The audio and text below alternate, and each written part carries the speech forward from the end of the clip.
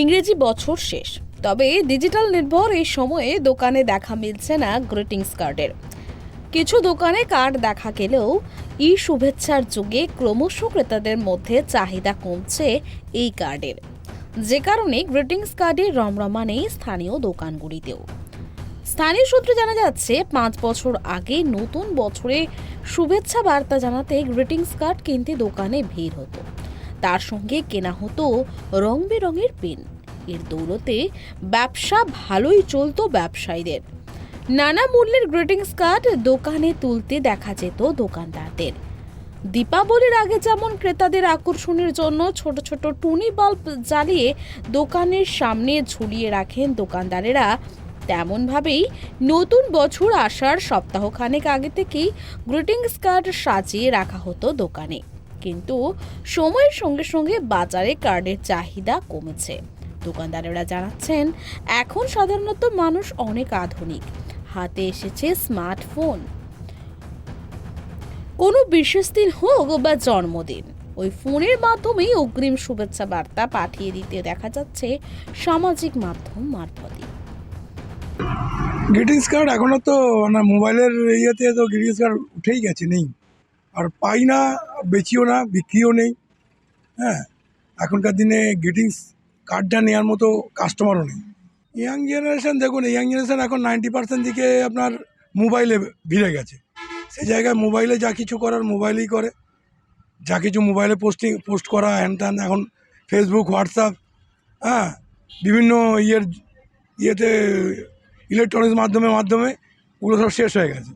Greetings card শব্দটাই এখন এই যুগের ছেলেমেয়েরা জানে না, কি বলা মুশকিল কেউ। গ্রিটিংস কার্ডের তখন একটা আলাদা গুরুত্ব ছিল। একটা মানুষ ভালোবাসার একটা গ্রিটিংস কার্ড দিত, তাতে প্রিয়জন, প্রেমিক প্রেমিকা বা ছোটদের ভালোবাসা অনেক সময় দিত। এমনকি দেখা গেছে কারু হয়তো এই সময় বিয়ে ঠিক হয়েছে, সেই বিয়েতেও একটা গ্রিটিংস কার্ড তার ভাবী স্ত্রীকেও পাঠিয়ে দিত। এখন গ্রিটিংস কার্ড সত্যি নেই, আর গ্রিটিংস কার্ডের এই প্রচলনটা প্রায় শেষ হওয়ার মুখে। দোকানদারদের পাশাপাশি প্রবীণেরা জানিয়েছেন, দশমীতে পোস্ট কার্ড কিনে শুভেচ্ছা বার্তা প্রেরণের রেওয়াজ যেমন কমেছে, ঠিক তেমনই ঐতিহ্যবাহী গ্রিটিংস কার্ড কিনে তাতে শুভেচ্ছা বার্তা লেখার রেওয়াজও অতীত হয়েছে।